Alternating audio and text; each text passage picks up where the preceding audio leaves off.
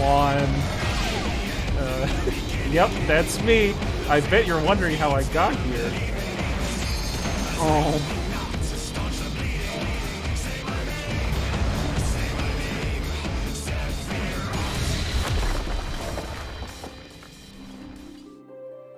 Final Fantasy XIV is a game that is almost universally praised. Through hard work and perseverance, it is slowly managing to dethrone World of Warcraft as the most popular and well-liked MMO, and I think it's earned that praise. I do, however, have a few wrong opinions about Final Fantasy XIV. As anyone who has ever met me will tell you, I am a very opinionated person. This means I tend to have a lot of hard-to-defend positions when it comes to video games. My favorite games in any given franchise are oftentimes the ones people seem to dislike the most. I don't bring this up to say that I'm some kind of contrarian, although it can be hard to say that when most of your opinions are mostly contrary. Instead, I wanted to give you a bit of context of where I am coming from. When I first started writing the script for this video, I thought it would be a short little video where I talked about the top 5 things I liked and didn't like about the free trial of Final Fantasy XIV. But as I started to write and rewrite, it became clear that I had a lot more that I wanted to say about this game. More importantly, I wanted to be able to share my thoughts and experiences about my time with this game while I still felt passionate enough to do so. This has been a journey that I have been on for about 8 months now, with some highs and lows in between. I started the game on the trial back during Christmas of last year, with my only intention being to poke my nose in and see what it was that my friends have been up to. You can now make fun of me, as I have been poking my nose in for about 1,000 hours now, and I thought that the community might be interested in hearing about my experience with the game, considering my unique circumstance. All that being said, I will not be doing a review of Final Fantasy XIV, because for all intents and purposes, and I'm sure the community would agree with me, I did not play Final Fantasy XIV. I played the trial. Specifically, the expanded free trial, which allows you to play through the entirety of A Realm Reborn, and the award-winning Heavensward expansion up to level 60 for free, with no restrictions on playtime. Playing the game on a trial means that there are certain restrictions placed upon you. There is a cap on your guild, and you can only join a party if invited or by using the duty finder. There is no access to the market board, and you cannot trade other players or whisper them. These were clearly put in place to stop bot accounts from harassing other players or adversely affecting the market, but it has the fun side effect of imposing a number of challenges for long-term trial players that they will have to overcome. It also means that, for the most part, you will have to be entirely self-reliant, as other players are unable to interact with you for the most part outside of queues. It makes you see things a little bit differently. Gil, for one, becomes worthless, and players begin to look a bit more like NPCs that become uncomfortable when you stare at them for long periods of time. And that is what I meant about me having the wrong opinion, as it is sort of hard for me to have a objectively correct opinion, as a permanent free trial is something that Square Enix never intended. Obviously, a free trial is meant to entice you into purchasing the full game, so that you can lift the restrictions and finally experience the real thing.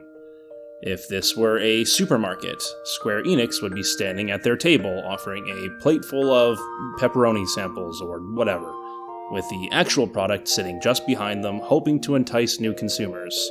However, I, as a connoisseur of sorts, entered the store already knowing what I wanted. I'll still take the free pepperoni though, and it's good pepperoni, don't get me wrong. But I didn't come to the store for pepperoni. I did, however, greedily eat 4 more samples. When asked what I thought of those samples, I reply, "It's good. I like it." A passerby may hear this and tell me that they buy that brand of pepperoni all the time, and that the best way to experience it is with goat's cheese on a gourmet cracker, to which I will nod, "Yeah, that does sound pretty good." Then I will take another sample, and eventually leave the store with my pizza rolls or whatever I came there for originally. I have no more food-based analogies for you, so instead, allow me to explain how I spent my time on Final Fantasy XIV as a permanent trial player. It will be a sampler of sorts, as despite the limitations of a trial account, I managed to dip into some of the most meaningful aspects of the game that were available to me, with some aspects, I imagine, even many full-time players have not experienced for themselves. So why don't I start from the beginning, talk about my experiences with each of those aspects, and then give you my closing thoughts on what I thought about the Final Fantasy XIV trial as a whole. So, the first thing to do with any MMO is to find out what class you're going to play. I pretty much exclusively play tanks if there is a Holy Trinity, and so I started reading articles and watching videos to see what I was in for. I was initially put off to learn that the only tank class that was available to me in the trial that had a gap-closing move was the Dark Knight, which meant that I couldn't play it right off the bat because it required some story progression. I also had a hankering to use a sword and a shield, but then I saw Paladin gameplay and I was noticing them standing still to cast, and I like to be very mobile as a tank, so that pretty much left me with the Warrior, the classic angry two-hander class. So the next thing I had to do was to come up with a character that fit the Warrior's aesthetic. Character creation is very important to me, and I will spend a stupid amount of time coming up with names as well as a general theme for my characters that I will be typically hesitant to stray from. It is a role-playing game, after all. I'll really quickly mention the races, as it is an interesting topic to discuss for any MMO. Immediately, Final Fantasy XIV wins all the money because it is the only MMO I have ever seen to have the balls to put in a cat-girl race. This is slightly offset by the Lalafell, who are by far my least favorite tiny baby race in any game. There is a disturbing amount of tiny baby races in MMOs, so clearly there is a demand for it, but I cannot take them seriously at all. Show me all the evil babies with villain mustaches you want. I will never be able to get past the full diaper walk cycle. Elves feel a little bit strange in Final Fantasy, but they are a fantasy staple. The Aura are also an easy choice for new players, especially if you're feeling a little bit edgy, although they might take the cake for the least satisfying four-letter word to try to pronounce. That being said, I looked up a name generator for Final Fantasy XIV, as I like my characters to fit into the world, and I realized that unpronounceable names are all part of the world building. There are, of course, vanilla humans, as well as slightly bigger humans, as well as a few other options that are only available after purchase, and also Shrek. The character that I ended up making was Othir Longfang, a Viking-inspired character to fit with the giant axe-wielding warrior class. I found the character creator to be somewhat limited, as you have the classic problems of there being only two beard options, either yes or no. This killed a lot of the other character concepts that I had, as I wasn't satisfied with their finished product, and it also wasn't too long before I ended up bumping into someone who was essentially my long-lost twin brother. That being said, I don't mind it too much, as you can definitely have another problem when you have a very robust character creator, in which your game ends up being filled with a bunch of immersion-breaking gabools and meme characters. It's a small gripe that I have, but I do like it when the other player characters that I encounter appear as though that they fit into the setting. Anyways, with that out of the way, I'm finally ready to see what Final Fantasy XIV has to offer. This opening cutscene is a great introduction. You get this amazing song and a good look at the starting town for the warrior, Limsi Lominsi. Goofy name aside, I really like Limsa Lominsa, and so does everybody else too, apparently. It has a rather unique looking nautical theme, with a number of great vistas and these large tower-like structures with boardwalks connecting them. And it's mostly populated by sailors, pirates, and these awful-looking Shreks in yellow shirts. Originally, I had made a bard, which starts you in the far more typical-looking forest town, which I thought was fairly unremarkable by comparison, so I'm glad that I did the do-over. So, one of the first things you are made to do is to join up with the Maelstrom, which is essentially a pirates union, like a sea thug company, which is very funny to me. So you join up with the Bastards Coalition, and your first duty is to try and impress their admiral, putting you on the track to become a heroic figure not unlike the stories of old. One thing that always impressed me about FF14 was that it had the balls to try and incorporate the failure of the original 1.0 release as this sort of end-of-the-world scenario where all the original Warriors of Light disappeared, both literally and also figuratively from the minds of all the people living in the world. It also gets reincorporated in a couple of interesting ways throughout the story that I won't spoil. One thing I like in particular is how much the game borrows from Final Fantasy XII, in terms of both its UI and its game feel. You'll notice small things, such as the transitions between maps and the fonts that it uses, as well as the markers that enemies place on you to indicate who they are attacking. You can also chain enemies together for extra loot, as well as there are some reused sound effects. It also feels a bit like Final Fantasy XII to play, which is kind of bizarre considering this isn't your typical initiative-based RPG system. A friend of mine who I was in a call with made a joke when I told him that I was playing Final Fantasy XIV, where he asked if the enemies that I was fighting were walking up to me slowly and then charging up an AoE. Enemies, for whatever reason, seem to latch onto the first target that aggroed them, and they seem dedicated to try and finish their first action, even if you taunt them, giving them this weird, sticky, turn-based feeling that a lot of players seem to be able to take advantage of, especially in the dungeons. There is a definite initial sticky feeling to the combat that took me a while to get past. Almost all moves, including the warrior's first AoE, are target-based, and when used will snap you around to face the enemy, interrupting whatever movement that you might have been inputting, which makes trying to use moves while also trying to move out of an AoE kind of dangerous.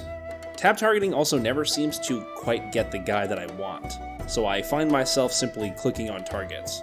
It's not a deal breaker, and I honestly imagine it probably feels a lot better on the controller, but I thought it was worth mentioning as it is one of the first things that I noticed while playing this game.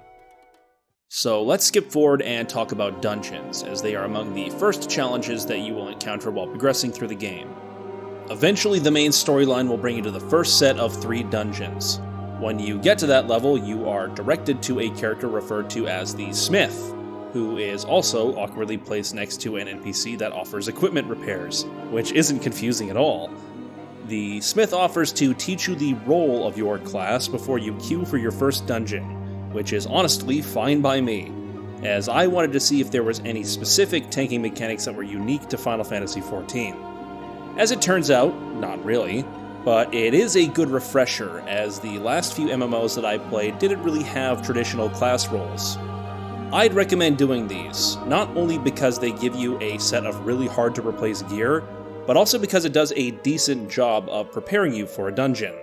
There are also guild hests which provide a similar tutorial function, but honestly they're overkill, as the queue timer plus the minimal rewards make them feel sort of extra.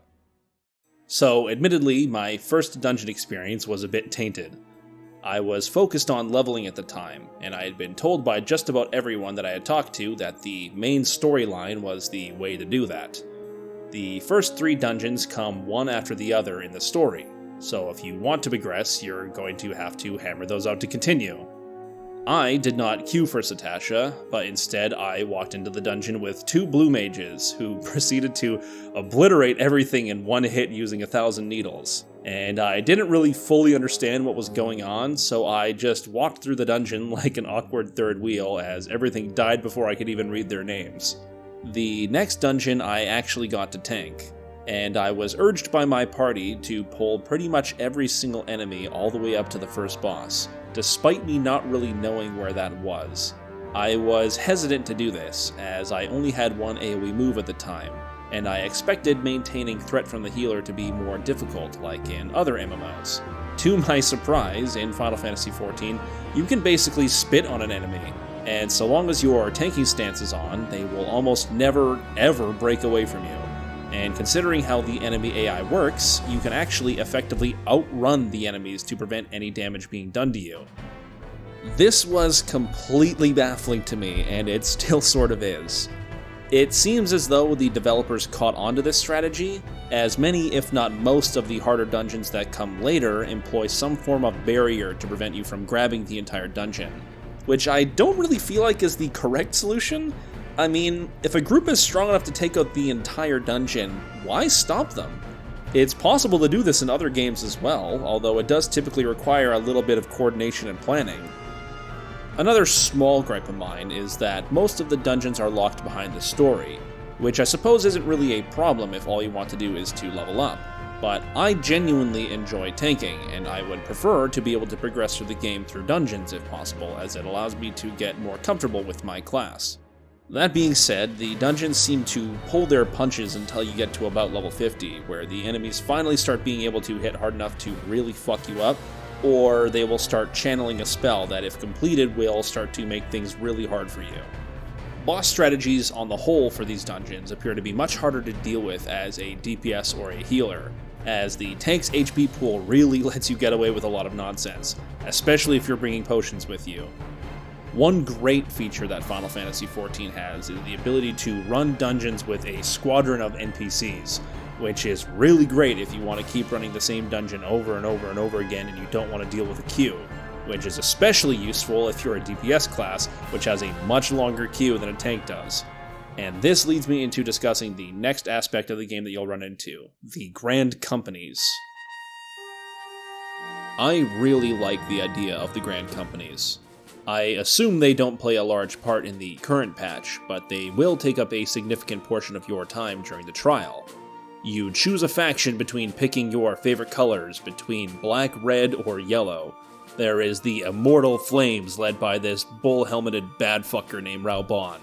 You can join up with the Maelstrom led by Admiral Verlbib, or there's the Twin Adders led by the third one.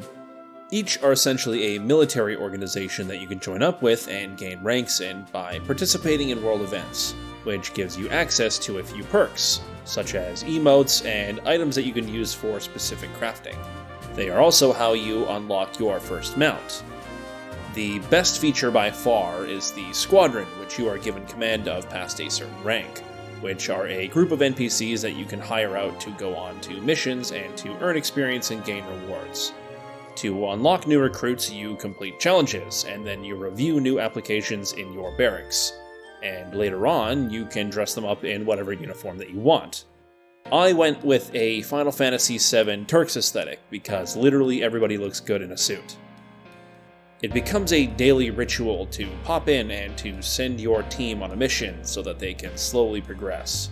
And as I mentioned before, you can take these characters with you to run specific dungeons. I really wish this idea was fleshed out a bit more, but from what I can tell on the wiki page, the Grand Companies appear to have been dropped in the later patches, as there appears to be a series of unattainable ranks with no rewards attached to them. I'd love to see these characters if they had a bit more unique dialogue, so that there was more purpose to recruiting a specific character, sort of like an Animal Crossing villager. Also, imagine if their AI was given gambits similar to Final Fantasy XII. It would probably feel more like a standard Final Fantasy game within a Final Fantasy game, where you get to pick your party members and use your limit break however you want. I could imagine people getting very invested in this system. By far, one of the best perks of the Grand Companies are the daily turn-ins, which grant a ridiculous amount of experience towards your crafting and gathering professions. And speaking of professions, so let's just go ahead and officially award Final Fantasy XIV the Does Crafting and Gathering the Best out of any MMO award. Hey, you've come a long way since 1.0, but you've earned it, buddy.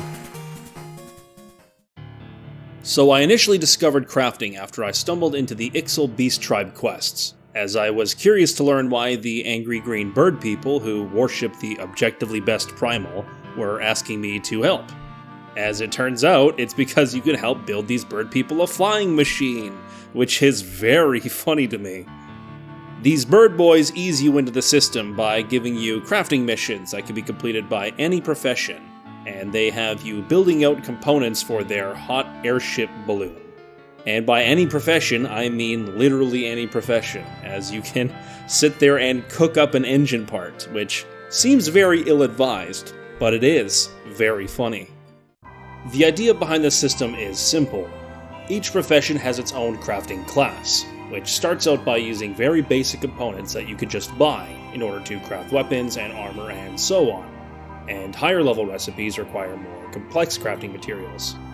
For the most part, your 3 gathering classes are able to find these raw materials, which are then refined by your crafting classes.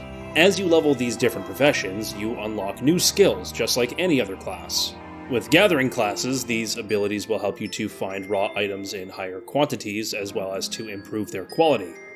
The skills on your crafting classes will increase your progress towards completing an item, as well as to increase the chance that the item will become high quality, which is further modified by the quality of the materials you use.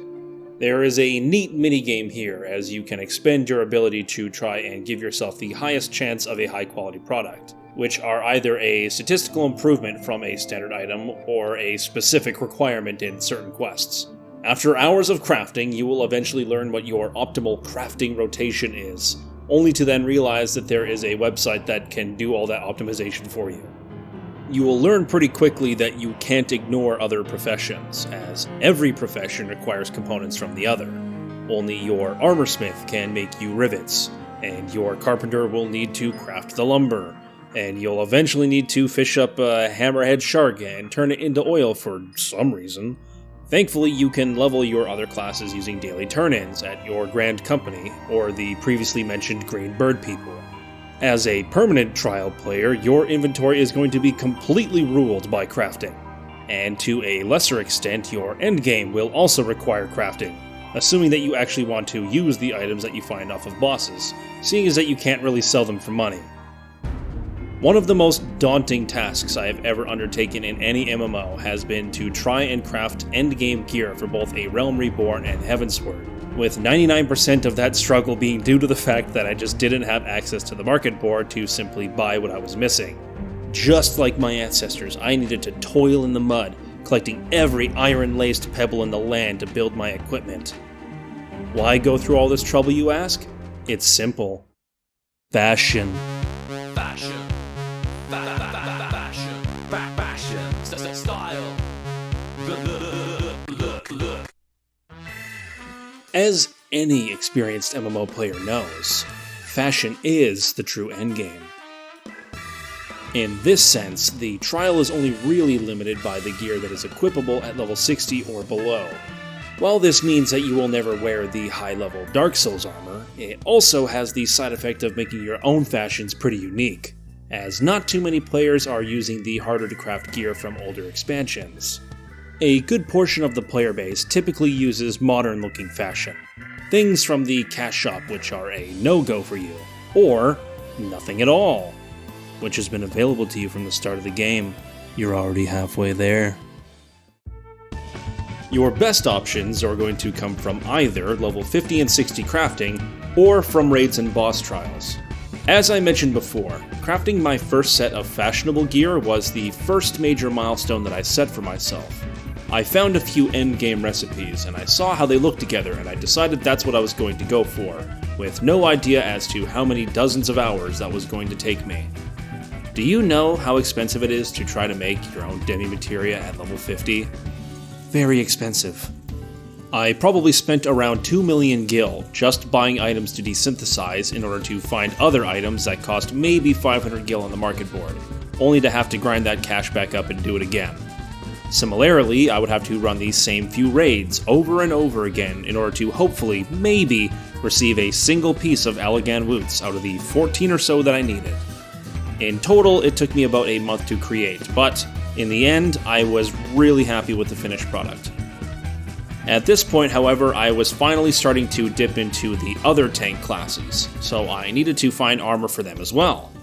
I decided I would try to farm the Warrior of Light armor from the very first raid, as I have always been a fan of Yoshitaka Amano's artwork, and you can really get a sense of it with the colors and shapes on this set. Man, I deadass thought these websites were lying to me, because I must have run this raid over 12 times before I ever saw a piece of tank gear drop. By around 30 runs, I had actually managed to loot 4/5 of the set, as being the only tank class in the party luckily meant that I had priority. In total, I must have run Labyrinth of the Ancients 60 times before I ever saw the boots drop, and I can't even imagine what it would be like trying to grind up a DPS set from one of these raids. I had similarly also tried to grind the crafted weapons from Extreme Trials, to which I must have done Titan and Ifrit in particular about 20 times each. And then of course I ended up getting Ravana's and Garuda's items instead on my first or second try. There were also some more obscure items you could hunt down during your trial. I was on the hunt for a unique looking eye patch for my character when I learned about the Sable Death Mask, which is an item you receive after maxing out your loyalty with all the beast tribes. Luckily my time with the bird people meant that I was already done the worst of it. And when you are finished, you get to unlock this unique quest chain, which also has this cutscene.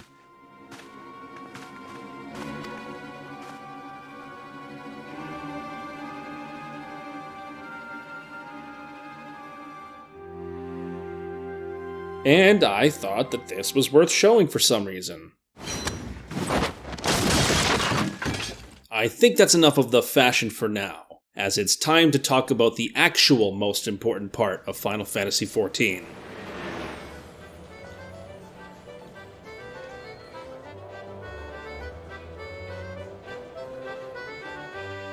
I feel like I've been here before. Now we're into the real meat and potatoes of the MMO genre.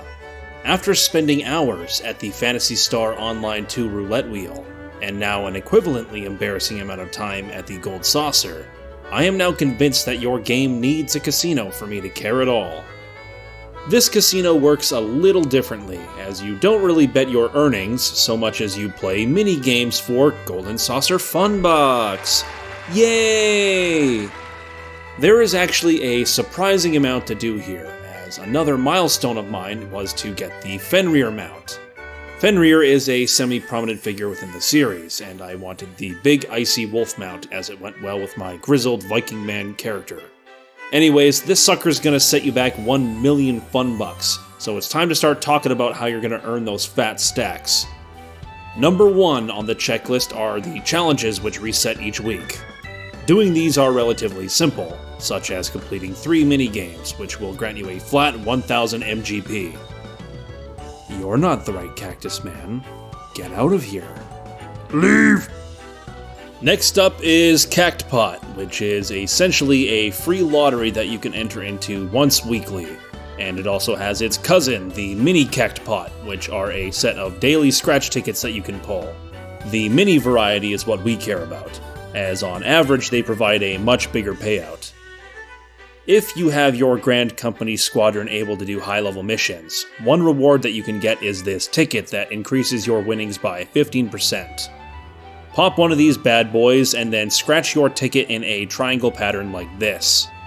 You want to do it this way because you are trying to line up the numbers 1, 2, and 3, or 7, 8, and 9, and this pattern ensures that you have all the information that you need to guarantee that you will either get one of those two so long as they are actually on that particular ticket.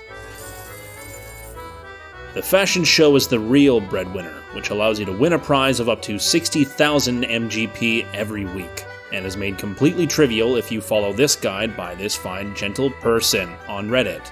Now, even with the guide, it may take you a while on a trial to get your first set of 80 or 100 judgment points, as more often than not the fashions will require you to have certain classes leveled up to at least the mid-50s, and sometimes even that won't be enough. Even after reaching Heavensward, it took me at least 6 weeks before I was able to get my first 100 points to unlock the title. Every once in a while, you will hear an announcement for an event, and these come in the form of a point-and-click shooter minigame, an event where you have to avoid getting knocked out of the ring by Yojimbo or his objectively way less cool buddy Typhon, or jump puzzles. These are quick and dirty, and they offer good rewards and also knock off a few more of your challenges. You can also choose from a selection of more fleshed out minigames, such as Doman Mahjong, which is, it's just Mahjong.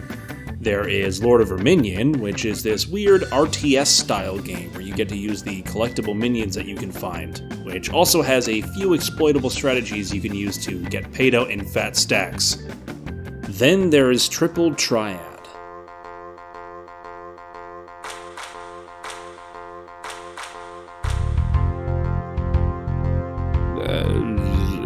I'm supposed to be doing something? Triple Triad is a card game that was first introduced in Final Fantasy VIII. And when I found it here, I won't lie, I pretty much stopped playing the rest of the game just to see how far this thing could go. I would wait around for hours to play in the draft tournaments, and after steamrolling my first few, I was a little bit embarrassed to find out that most of the entrants were just NPCs, which took the wind out of my sails a little bit. On rare occasions, you will actually get a tournament full of actual players, but you are still at the whims of the game as to what rules you are playing by. While I enjoy most of the rules of Triple Triad, one rule which I almost never see, which was something of a staple back in Final Fantasy VIII, is the Open rule, which allows you to see the cards that your opponent is using.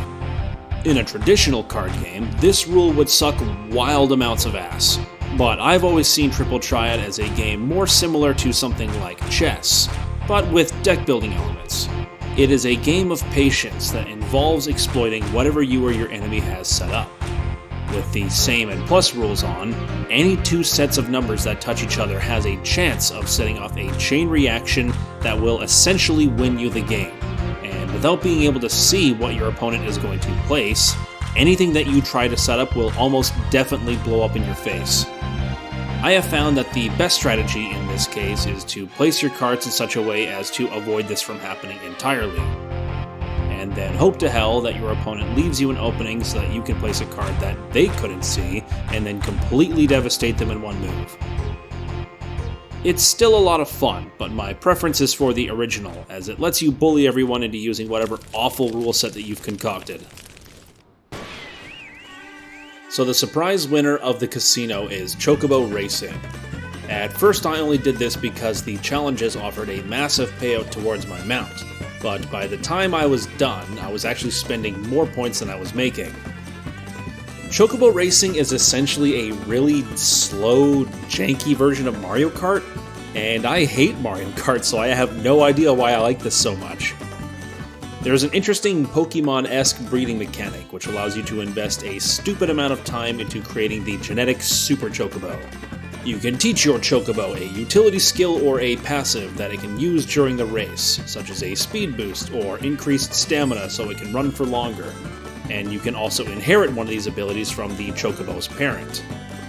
You can further customize your stats by feeding your Chocobo certain foods, so there's actually a surprising number of builds that you can come up with. My Chocobo in particular uses an ability called Super Sprint, which when used maxes out your speed by burning through all of your stamina rapidly, so almost all of my other stat investments are going to go towards stamina, minimizing speed as it doesn't affect Super Sprint at all. It works pretty well most of the time, and I think there was something else that I was doing? Oh right, the mount. After about a month of grinding, I saved up my 1 million fun bucks and purchased my wolf, and for the first time in this game, I was really beginning to feel invested. Cut to about a month later, and I won almost 2 million fun bucks from this journal thing, and so I ended up buying every other prize the casino had, including this ridiculous thing, which reminds me of the best joke that Carbot ever made about World of Warcraft mounts every time I ride it. Tell me, for whom do you fight?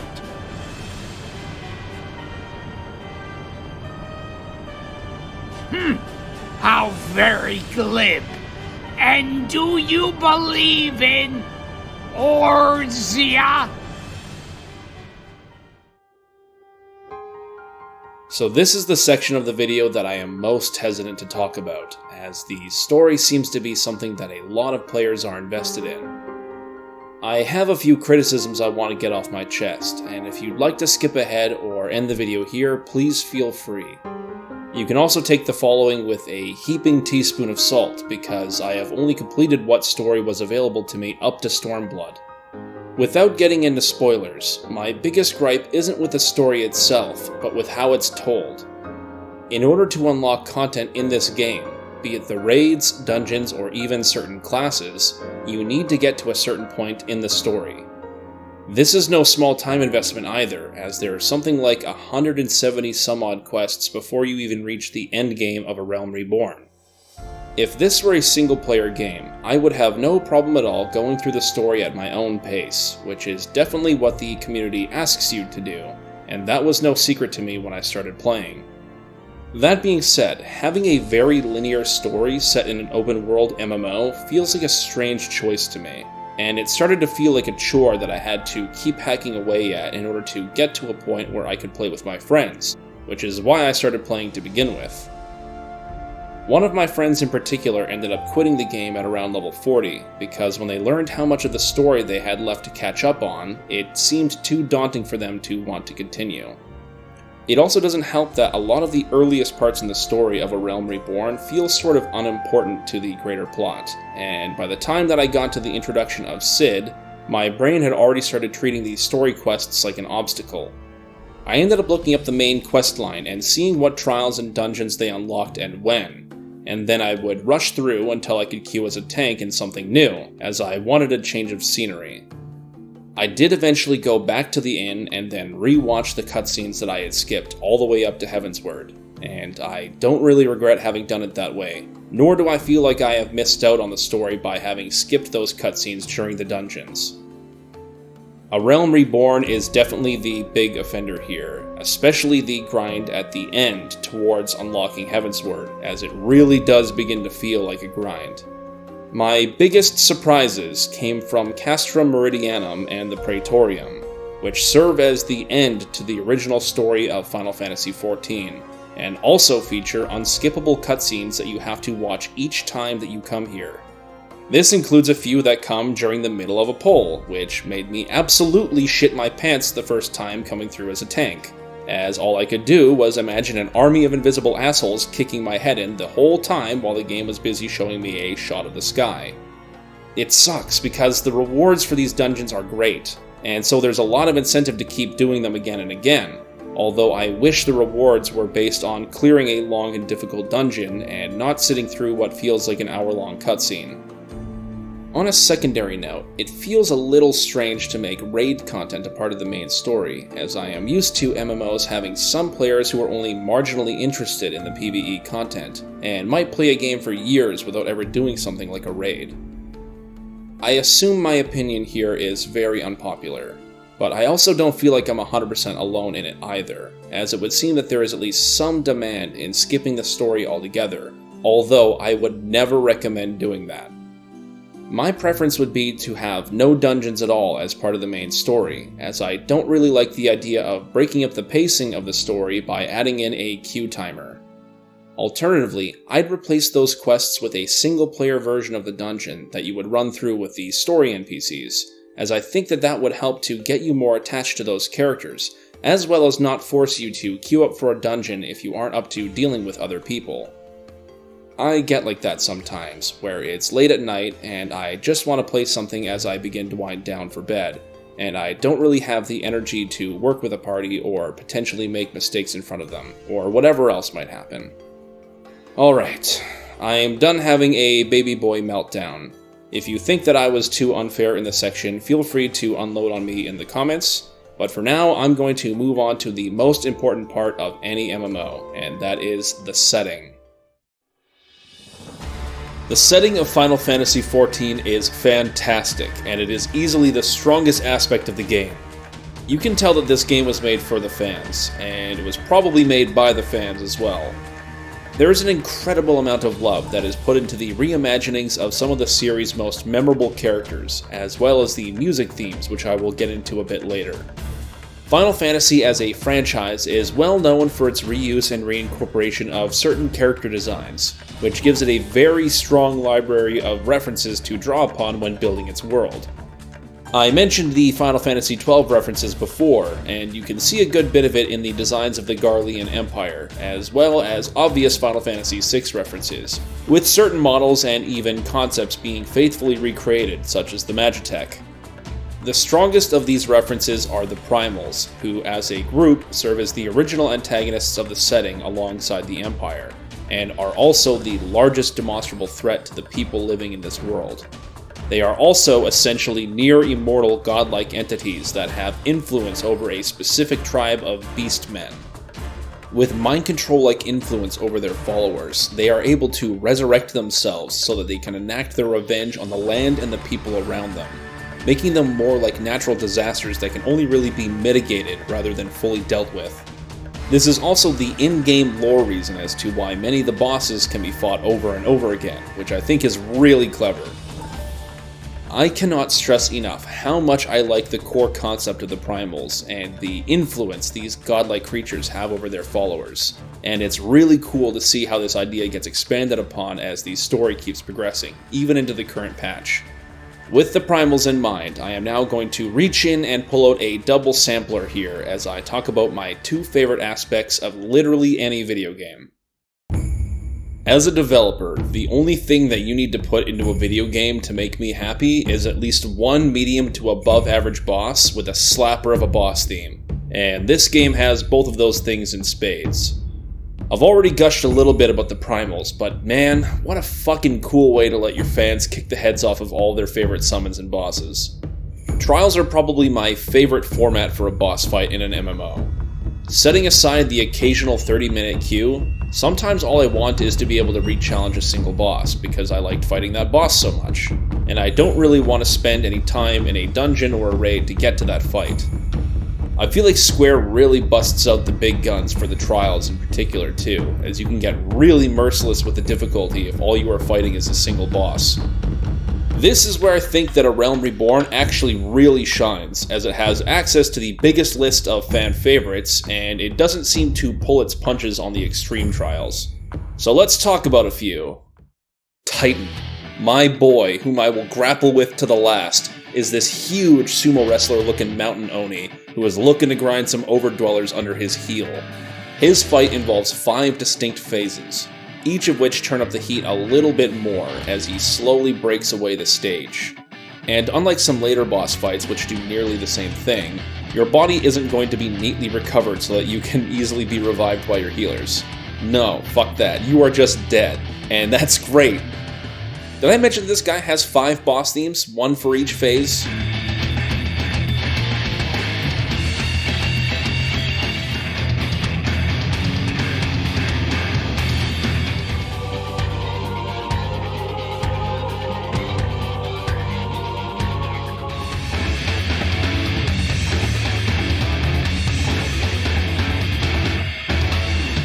One thing I am not the biggest fan of is a mechanic called Echo, which slowly increases your stats as your group continues to wipe. I don't really like the idea of rewarding the players for dying. Also, I don't know about you, but when you get to a frustrating boss in any other video game, would you get the same catharsis for finally winning if you had to use Game Shark to give yourself extra health and damage? No, I want to win without cheating. I've encountered almost every single boss in A Realm Reborn and Heavensward, and I can say that most of them are of really high quality, and I'd love to have done them when they were still considered progression. As a trial player, the only boss that was available to me that I haven't been able to complete is Bahamut, as well as some of his associated trials, as he appears to be the one piece of legacy content that doesn't have any queues associated with him. And one boss partway through the second coil is particularly hard to do without a certain number of players being in your party. So without access to Party Finder, trying to find people to do this without a Discord server was a little bit too hard for me. Alright, so, soundtrack. So Final Fantasy XIV has one of the largest libraries of original music out of any game that I have ever played. You could easily listen to nothing but tracks from this game all day and you wouldn't get bored with it. For some reason, the music in the game doesn't loop, which was apparently an intentional design decision by the game's lead composer and sound director, who is a beautiful boy, by the way. Nothing but love from me. I do still wish it was an option though, as my brain has a condition that needs there to be a constant white noise around me, so instead I usually end up loading up a playlist of Final Fantasy music from the other games while I am playing. A lot of the boss tracks tend to include lyrics of some kind, and I tend to find that very distracting, especially if I'm on call with other people or trying to teach someone what to do, and so I'll end up being forced to turn the music down or off entirely. You know, that's sort of the weird thing about Final Fantasy XIV music, is that I actually end up listening to it more outside of the game than I do while I'm actually playing it. Also, if you didn't know, you can listen to almost every single main series Final Fantasy song on Spotify for free, including Final Fantasy XIV and all of its expansions. I decided I would leave one last section to talk about Relic Weapons. This is the last major milestone that I attempted to complete, and it also represents the longest non-main storyline quest that you can engage in on your trial. I also think I just needed a place to talk about it because of how much time I spent on these damn things, and I really don't know why I did it. So, for the uninformed, a relic weapon is essentially this game's version of a legendary in comparison to World of Warcraft or Guild Wars 2. It's definitely a lot closer to a legendary in Guild Wars 2 in terms of the sorts of tasks that they will be having you running around and trying to complete. In total, I'd say that the relic weapon in Final Fantasy XIV is about half the total commitment and time wasting that Guild Wars 2 puts you through. That being said, the relic weapons are considerably more out of the way, and there is no way to progress in the quest without being on the necessary step and actually doing what is required. I started with the Animal Weapons series, where I worked to craft an axe for my warrior. Now, it's kind of funny, but I was originally trying to get a completely different weapon. I looked up online and found a specific vendor who could take materials that dropped off of certain bosses, although I thought that the website said that they sold it. When I tried to find her, I realized she was invisible because she was part of a different quest line, and so I did that quest line to unlock her. By the time she became part of the quest line, I was actually given a weapon that I liked even better, but you cannot add this weapon to your glamours until you buy a replica of it, which is only unlocked by completing the entire quest. By that point, I just said fuck it, and used Minos, the completed version of the axe, as after all the effort it took to get it, I didn't really like the idea of changing its look.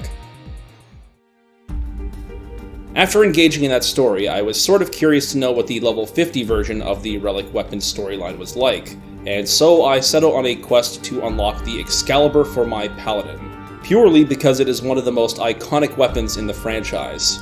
And hey, I'm never doing that again. Now I have this book haunting my key items as a grim reminder of all the time that I will never get back.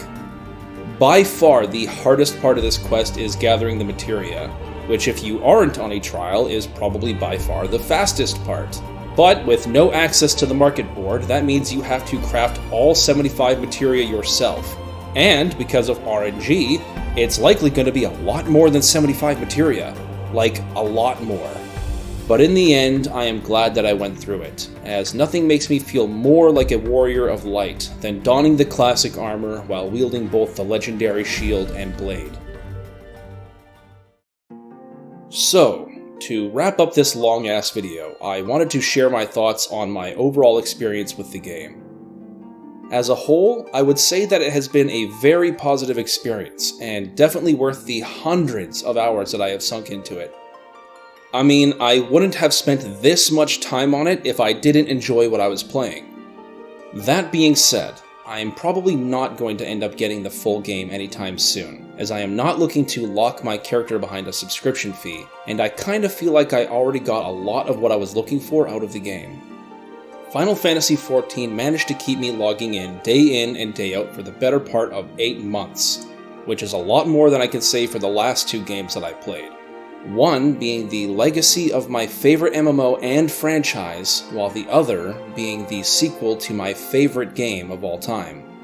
I can also say that it easily has one of the most generous free trials that I have ever taken part in, and after going through the story, listening to the music, buying out everything in the casino, and wiping on the extreme trials, you really get a feel for everything that this game has to offer. I think that MMOs as a genre are nearly impossible to get 100% right, and Final Fantasy XIV is probably doing the best out of all of its competitors at consistently pumping out new content for its loyal fanbase. Also, I wanted to give a shout out to the Final Fantasy XIV community, as it is without a doubt the most positive feature of this game. While I did run into a few people who were particularly bad at having fun, there is still this overwhelmingly positive vibe from both the player base and its content creators. Anyways, that is going to be all from me. I want to thank you for watching this video, especially if you made it all the way through. I definitely didn't plan for this video to be this long, but as it turns out, I had a lot of things to say. Please leave your criticisms in the comments below. I will see you later. Bye-bye. I love you.